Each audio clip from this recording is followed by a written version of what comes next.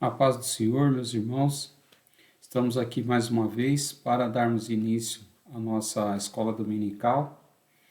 Nessa oportunidade eu quero agradecer primeiramente a Deus, agradecer ao pastor presidente do campo de São José, o pastor Emanuel Barbosa Martins, agradecer também o pastor Josemar, que é o nosso superintendente da escola dominical.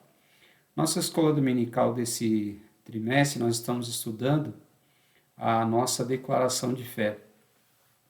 E nesse estudo, na semana passada nós falamos sobre a pessoa de Jesus Cristo e nessa ocasião, hoje nós falaremos sobre as obras de Cristo, sobre aquilo que Cristo realizou por nós.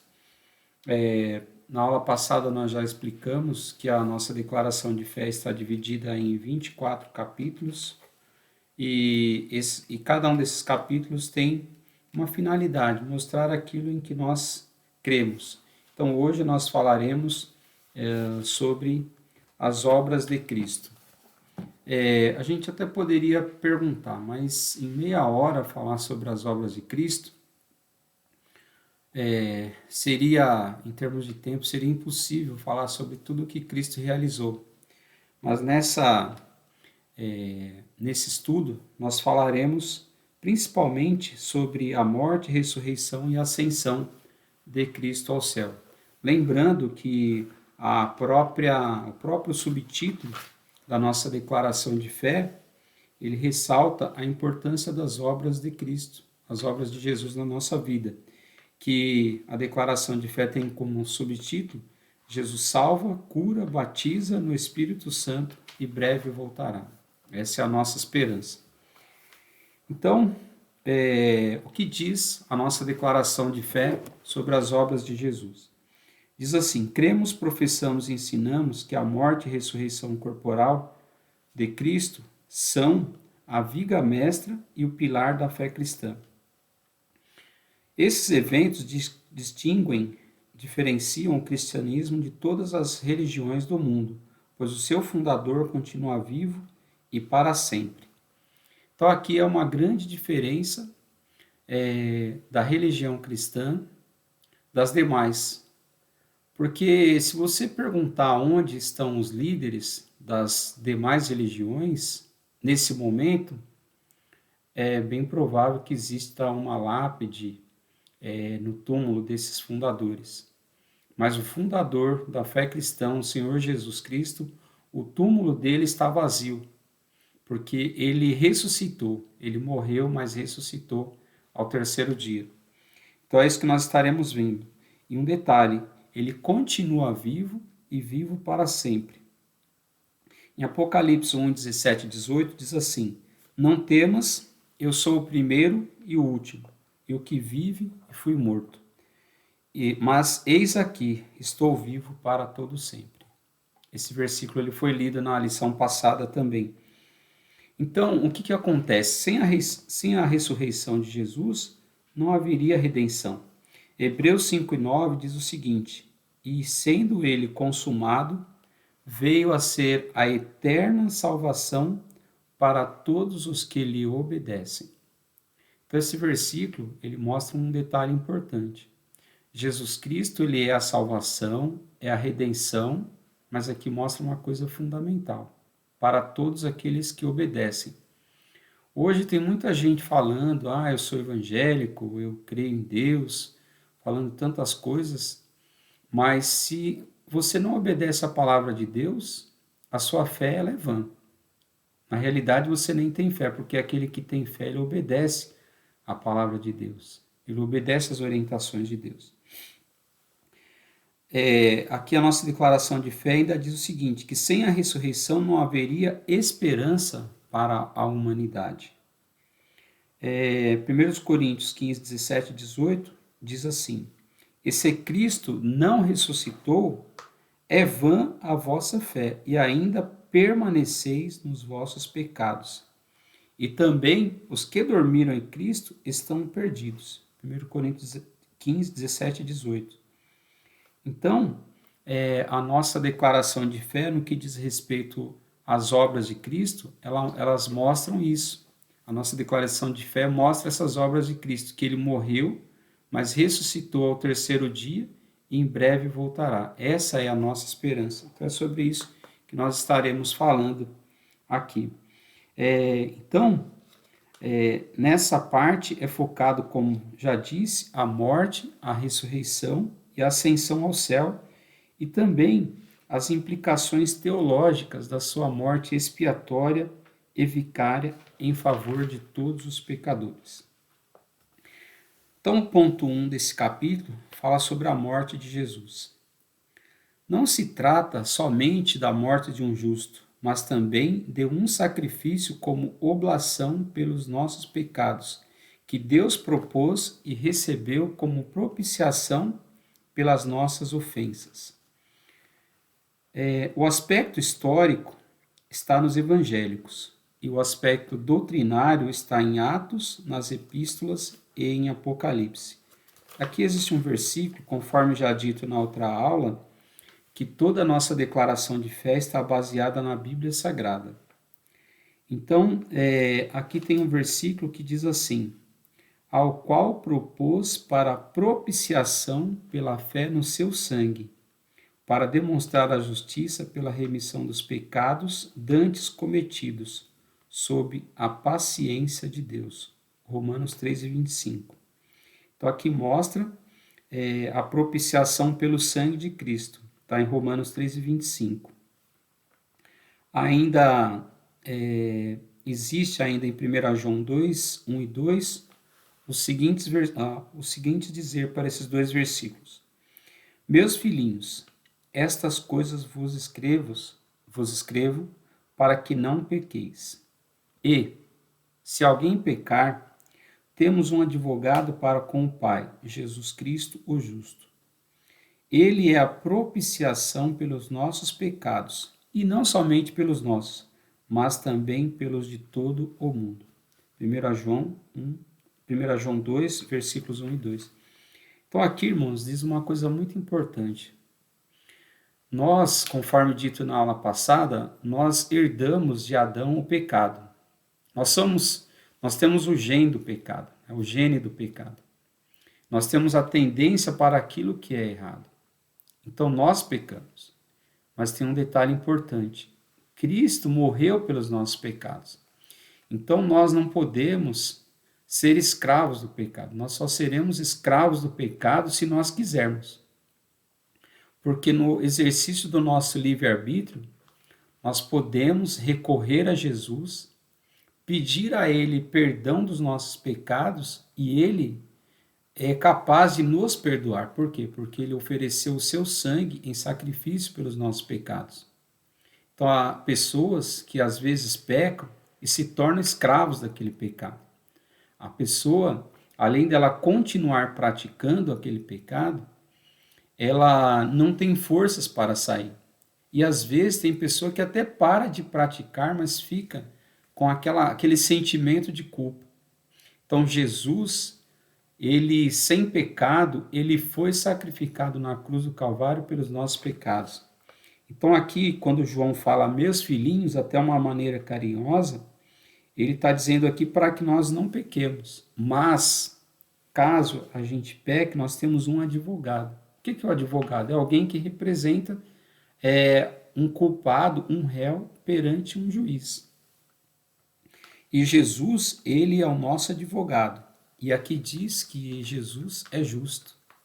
Então, ele não é um advogado qualquer, ele é aquele advogado que nos defende, não quer que nós sejamos condenados. Ainda diz, continuando, desde o início, o anúncio de quando foi anunciada a vinda de Jesus, já foi prevista a sua morte. Lá em Gênesis, quando diz assim, este ferirá a cabeça e tu lhe ferirás o calcanhar, Gênesis 13:15, já mostra que ele seria ferido. Então fala do sofrimento de Jesus, da sua morte. O sofrimento e morte de Jesus foram anunciados no Antigo Testamento por figuras e tipos, a começar pelo ritual do tabernáculo. A própria lei de Moisés, a lei do tabernáculo, já mostrava, já apontava para Cristo. E em Hebreus do capítulo 9, do versículo 21 ao 23, mostram essa figura do tabernáculo apontando para Cristo. Diz assim: e semelhantemente aspergiu com sangue o tabernáculo e todos os vasos do ministério. E quase todas as coisas, segundo a lei, se purificam com sangue. E sem derramamento de sangue não há remissão de pecado. De sorte que era bem necessário que as figuras das coisas que estão no céu assim se purificassem, mas as próprias coisas celestiais com sacrifícios melhores do que estes. Hebreus 9, 21 a 23. Então, aquilo que acontecia, os sacrifícios no tabernáculo, as vítimas, né, aqueles animais que eram oferecidos para cobrir o pecado do povo, já apontavam para um sacrifício perfeito, que era o sacrifício de Cristo. Então vamos falar aqui sobre a morte vicária de Cristo. O que significa a morte vicária? É a mesma coisa que morte substitutiva. Alguém morrer no lugar do outro. Aqueles animais que eram sacrificados no tabernáculo, eles eram sacrificados para substituir a pessoa que havia pecado. Então, todo o sistema sacrificial do Antigo Testamento fundamenta-se na ideia de substituição e na transferência da culpa do pecador para a vítima. E essa transferência ela é simbolizada pela imposição de mãos sobre a cabeça do animal. Levíticos 1 e 4 mostra como mais detalhes. Diz assim: e porá a sua mão sobre a cabeça do holocausto para que seja aceito por ele para a sua expiação. Então nós sabemos que no sacrifício daqueles animais, a pessoa culpada ela colocava a mão sobre o animal, aquela pessoa que tinha pecado, levava até o sacerdote, então ela colocava a mão sobre aquele animal, simbolizando uma transferência de culpa. A descrição do Cordeiro da Páscoa, desde o êxodo do Egito, aponta para Cristo e o seu sacrifício. Êxodo 12:46 diz assim: não levarás daquela carne fora da casa, nem dela quebrareis ossos. Então esse versículo de Êxodo 12:46 foi cumprido na cruz do Calvário. O Cordeiro Pascual foi sacrificado no Egito para a redenção de Israel, em lugar dos primogênitos. Os irmãos bem sabem, são estudiosos da Bíblia, bem sabem que a última praga do Egito foi a morte dos primogênitos. Mas na casa do povo hebreu, onde foi passado o sangue na porta, o sangue daquele cordeiro, não aconteceu morte. Por quê? Porque ali livrou aquelas pessoas, aqueles primogênitos que poderiam ser mortos. Então os filhos dos egípcios, tanto das pessoas quanto os primogênitos dos animais, morreram. Mas aquele que tinha o sangue passado na porta, o sangue do Cordeiro Pascual, esses foram livres do pecado, foram livres da morte. Então, da mesma forma, o Senhor Jesus morreu pelos nossos pecados. Ele é o nosso Cordeiro Pascual. 1 Coríntios 5 e 7 diz assim: ele é o nosso, porque Cristo, nossa Páscoa, foi sacrificado por nós. Eu vou ler de novo. Porque Cristo, nossa Páscoa, foi sacrificado por nós.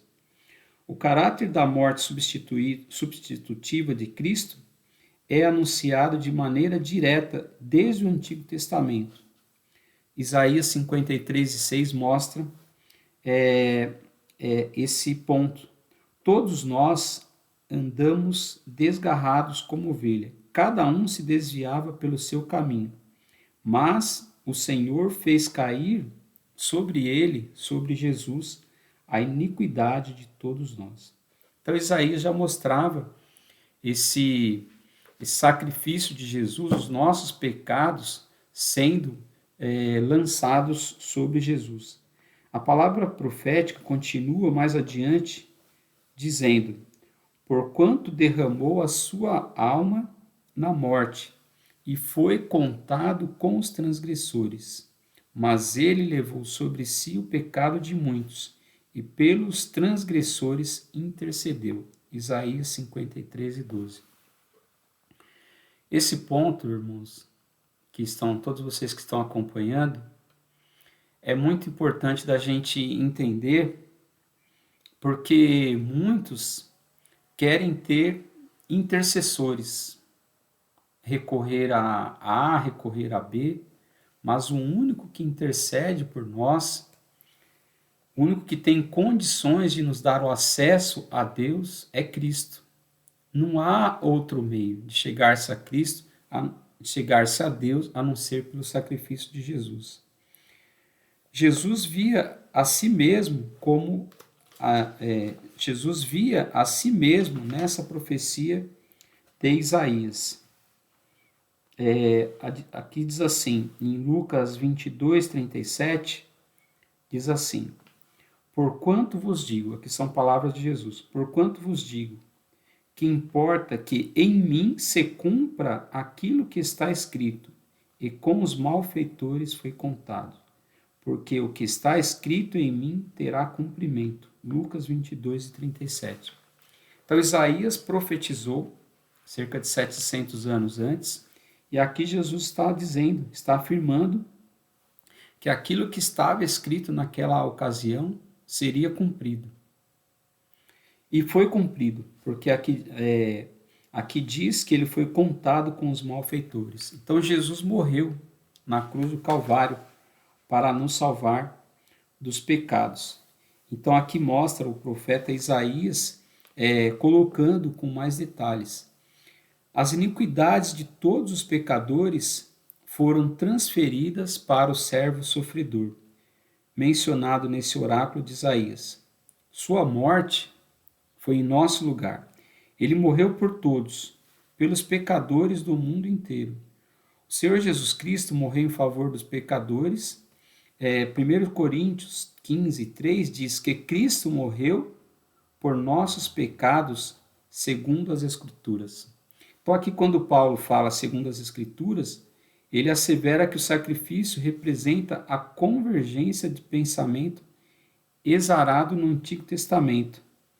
O Senhor Jesus ofereceu-se como sacrifício voluntário, e isso agradou o Pai.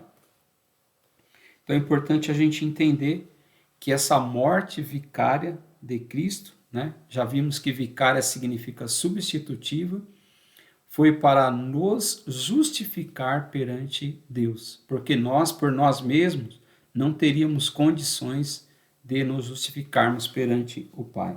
Então é importante a gente entender esse detalhe. Então, continuando, o ponto 3, desse estudo sobre as obras de Cristo, vamos falar agora sobre a expiação. Vamos ver qual o significado dessa palavra. Então, a nossa declaração de fé diz o seguinte: cremos que Deus aceitou a morte de Jesus, de seu Filho Jesus Cristo, como expiação pelos nossos pecados. Hebreus 10:12 diz assim: mas havendo ele oferecido um único sacrifício pelos pecados, está para sempre assentado à destra de Deus. Os irmãos sabem que na época do tabernáculo, deveria ser oferecido um cordeiro pela manhã, um à tarde. Existiam diferentes sacrifícios. Mas aqui o sacrifício de Jesus ele foi único e perfeito. Ainda 1 Pedro 2:24 diz assim: levando ele mesmo em seu corpo os nossos pecados sobre o madeiro, para que mortos para os pecados pudéssemos viver para a justiça, e pelas suas feridas fostes sarados. Então, a gente vê aqui essa expiação. Então, o que quer dizer esse termo, expiação, ou o verbo expiar? refere-se a um sacrifício para a purificação e perdão dos pecados. Duas coisas: purificação e perdão dos pecados. Embora o significado primário dessa palavra é cobrir, cuja ideia é cobrir com sangue, porquanto é o sangue que fará expiação pela alma. Então, esse ritual do sistema mosaico, assim como o sacerdote por ela fará expiação pelos pecados, dos seus pecados que pecou, ele será perdoado o pecado.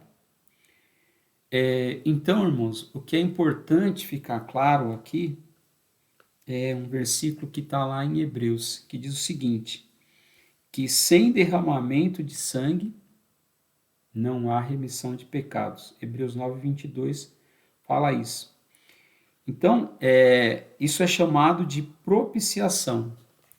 Então, o que acontece nessa propiciação? Na propiciação, acontece o ato que apazigua a ira divina e satisfaz a santidade e a justiça de Deus. E o resultado disso daí, o que é? O perdão dos nossos pecados. Deus propôs Cristo Jesus para a propiciação por meio da fé no seu sangue. Jesus é a propiciação pelos pecados do mundo inteiro. A ira divina é a reação da santidade de Deus ante a pecaminosidade humana. Aqui tem um ponto importante, irmãos, que Deus ama ao pecador. Deus quer que todos nós sejamos salvos, mas Ele não ama o pecado. Há muita gente querendo, de diferentes formas, diferentes meios, diferentes recursos, ter uma vida totalmente depravada, pecaminosa, sem compromisso com a palavra de Deus, e quer ser aceito por Deus, mas isso é impossível, porque Deus ele é incompatível com o pecado. Quando Jesus foi sacrificado na cruz do Calvário, Deus ele não pôde olhar, porque os pecados de toda a humanidade caíram ali sobre Jesus. Por que isso? Porque não há compatibilidade de Deus com o pecado. Então, daí a importância para nós sermos livres dos nossos pecados é só por meio do sacrifício de Jesus. Então, a expiação é o meio para aplacar essa ira. Deus não tem compactuação com o pecado. A propiciação é o resultado do amor de Deus. Esse amor foi a causa do envio do Filho para a propiciação. Então é aquilo que eu disse para os irmãos que estão, para todos aqueles que estão nos acompanhando. Jesus ele veio sacrificar-se pelos nossos pecados. Então Deus ele ama o pecador, mas ele não ama o pecado. Então 1 João, no capítulo 4, versículo 10, diz o seguinte: nisto está o amor, não em que nós tenhamos amado a Deus, mas em que Ele nos amou e enviou seu Filho para a propiciação pelos nossos pecados. Então, a vinda de Jesus a esse mundo para morrer pelos nossos pecados, ela é o quê? Ela é fruto do amor de Deus. Então vamos passar agora para o ponto 4, que vai mostrar, que vai falar aqui sobre a ressurreição e a ascensão de Cristo. Então a nossa declaração de fé diz o seguinte: cremos e ensinamos que o Senhor Jesus ressuscitou dentre os mortos ao terceiro dia. 1 Coríntios 15, 4 diz, segundo as Escrituras, e apresentou-se vivo com muitas e infalíveis provas aos seus discípulos por espaço de 40 dias. A gente vê, às vezes, não quero de forma alguma criticar assim outras religiões, mas eu quero aqui mostrar o que a Bíblia está dizendo. Porque às vezes a pessoa quer atribuir, fulano de tal operou um milagre, então vamos canonizá-lo. E às vezes fica assim algo meio dúbio. Mas aqui, irmãos, quando fala da ressurreição de Cristo, aqui mostra com muita clareza que após a ressurreição, no espaço de 40 dias, Jesus foi visto por muitas pessoas. A ressurreição de Jesus, ela foi corporal, conforme profetizado no Antigo Testamento. Vamos ler aqui um versículo que mostra, aqui em Romanos 4:25, diz o seguinte: o qual por nossos pecados foi entregue e ressuscitou para a nossa justificação. Então Jesus, ele ressuscitou, conforme foi anunciado pelas profecias, e também anunciado de antemão pelo próprio Senhor Jesus. Ele falou que haveria de ressuscitar e testemunhado pelos apóstolos. Atos 2:32 diz assim: Deus ressuscitou a este Jesus, do que todos nós somos testemunhas. Então essa promessa, ela cumpriu-se, como testificou o apóstolo Pedro no dia do Pentecostes. Olha esse detalhe aqui que é importante. Ó. Além dos apóstolos, Jesus apareceu a Saulo de Tarso e a Tiago e ainda a mais de 500 pessoas. A expressão segundo as Escrituras, que eu disse ainda há pouco, 1 Coríntios 15:4, significa que esses acontecimentos estavam no cronograma divino e foram registrados de antemão no Antigo Testamento.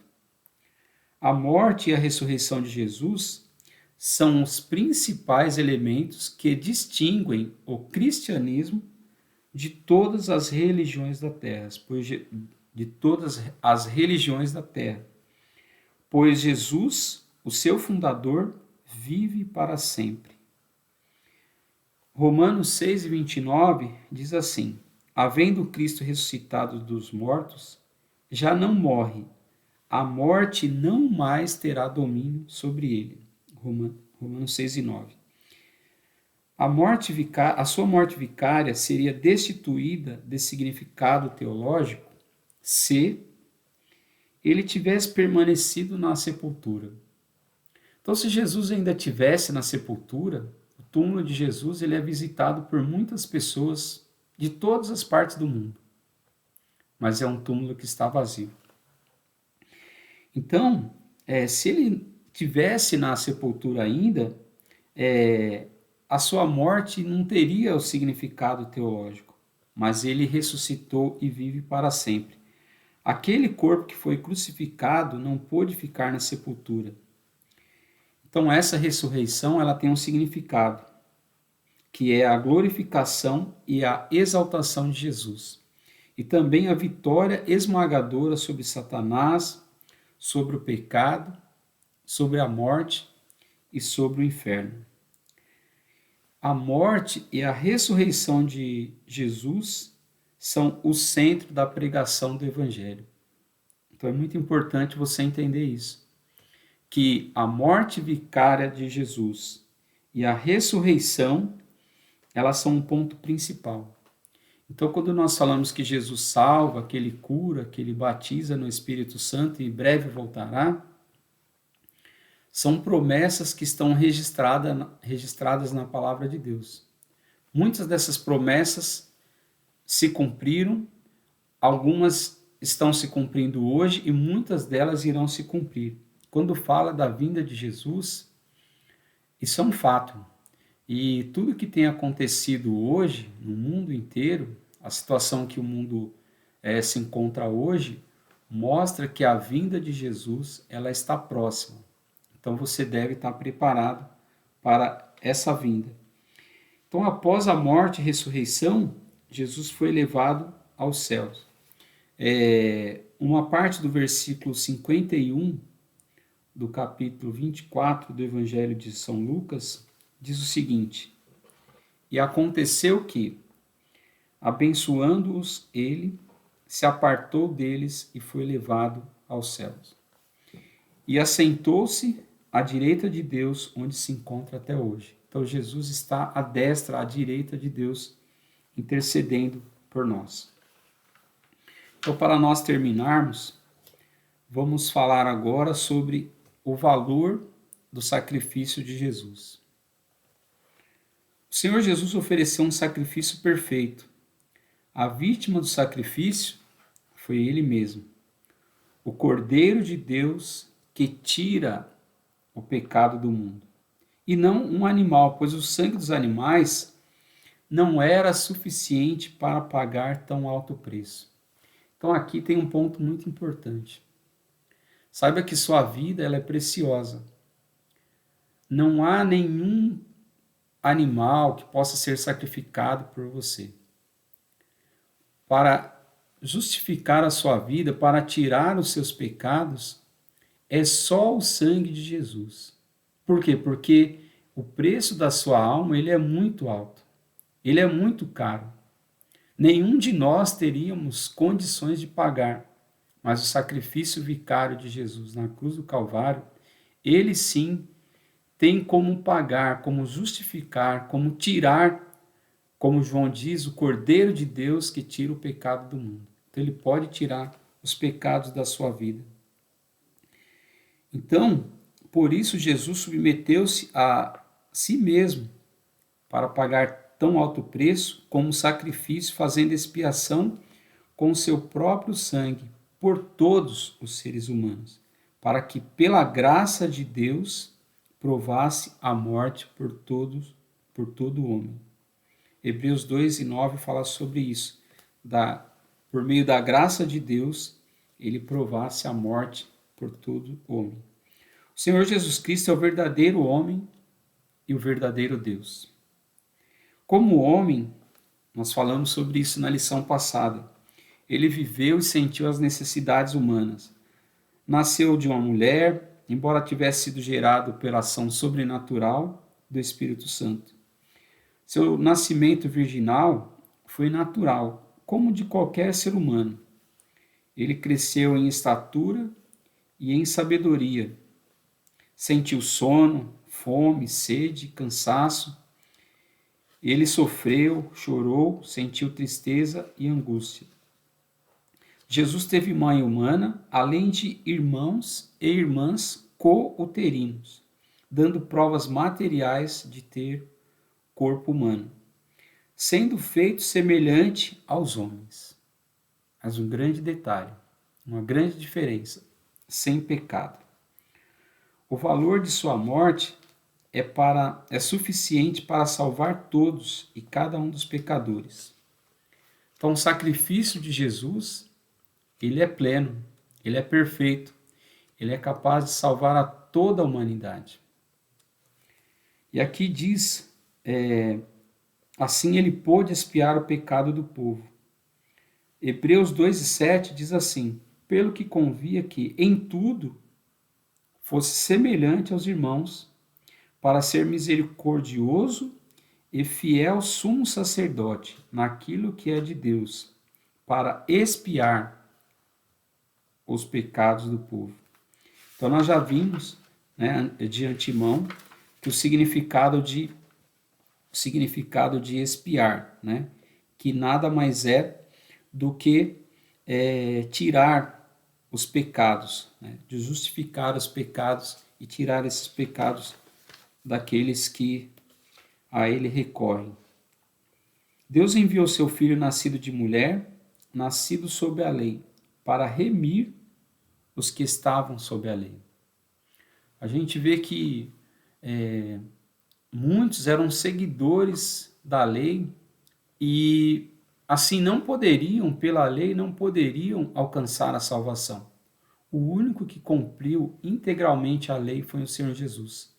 Então, ele tem as condições de nos justificar perante Deus, de acordo com o sacrifício que ele fez na cruz do Calvário. Sendo Deus e homem, Jesus não conheceu o pecado, mas ele fez pecados por nós. Já falamos sobre a sua morte substitutiva. Assim sendo, o sacrifício de Jesus é de um valor infinito e ilimitado. Sua morte pôde expiar os pecados da humanidade inteira. A morte de Jesus, ela fez algo muito importante para nós. O que é isso? Ela pôs fim à inimizade entre Deus e a humanidade, que a humanidade ela pecou e afastou-se de Deus. Mas a morte de Jesus ela pôs fim a essa inimizade. E isso tem um nome, o fim dessa inimizade entre Deus e a humanidade. Chama-se reconciliação.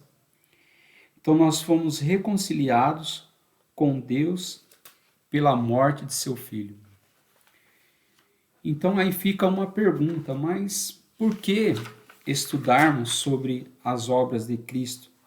Qual a importância da morte, ressurreição e ascensão de Cristo ao céu? A importância é você reconhecer que você é pecador e que você precisa de Deus. E para que você tenha acesso a Ele, é só por meio do sacrifício de Jesus.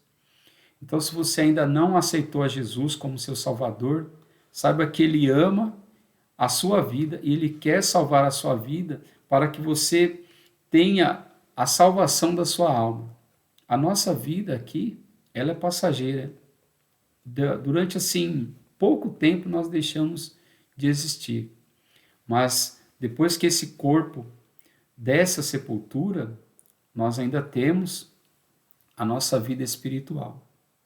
Para onde iremos nós? Então, de acordo com aquilo que nós escolhermos, se nós aceitarmos a Jesus como Salvador, se nós vivermos a nossa vida de acordo com a palavra de Deus, aí teremos condições de termos a salvação da nossa alma. Então, que Deus abençoe você que acompanhou até esse momento. Vou fazer uma oração para agradecer a Deus e assim estaremos encerrando. Meu Deus, queremos te agradecer pelo estudo, Senhor, aqui das suas obras, ó Deus, pela sua vinda a esse mundo, pela sua morte na cruz do Calvário, pela sua ressurreição, pelo sacrifício pelos nossos pecados. Que nós possamos, ó Deus, jamais nos afastarmos dos teus caminhos e que possamos sempre estarmos na tua presença. Assim nós te pedimos e te agradecemos. Em teu nome santo. Amém.